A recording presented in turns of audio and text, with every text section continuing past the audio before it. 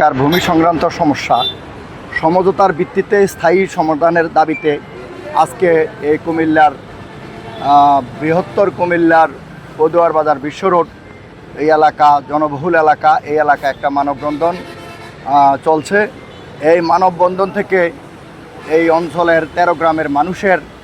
এই কুমিল্লা সিটি কর্পোরেশনের 9 ওয়ার্ডের যেই তাদের মানবিক যেই সমস্যা তুলে ধরেছেন, এই সমস্যার সাথে আমরা কুমিল্লা সদর দক্ষিণ উপজেলা বিএনপি মানবিক কারণে তাদের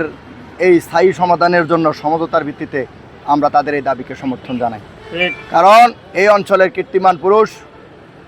কুমিল্লা 6-এর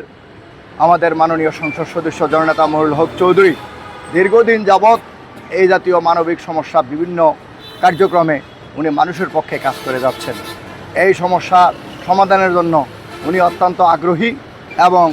সরকারেরও বিভিন্ন সময় দৃষ্টি আকর্ষণ করেছেন। আজকে যারা এই মানববন্ধনে হাজির হয়েছেন, আমরা মনে করি তাদের এই বসত বাড়িতে, তাদের ঘরে এবং তাদের বাজারঘাট করতে যে রাস্তার সমস্যা, চলাচলের সমস্যা এবং তারা বাড়ি থেকে বের হওয়ার যে সমস্যা,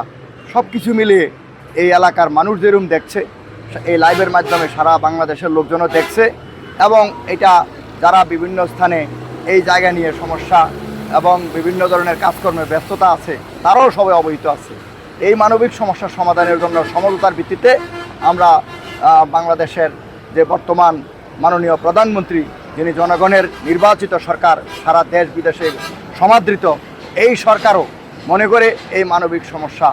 এগিয়ে আসবে, আমরা মনে করি এগিয়ে আসবে এবং এটা সমাধানের জন্য স্থায়ীভাবে একটা ব্যবস্থা করবে, এই প্রত্যাশা রাখছি।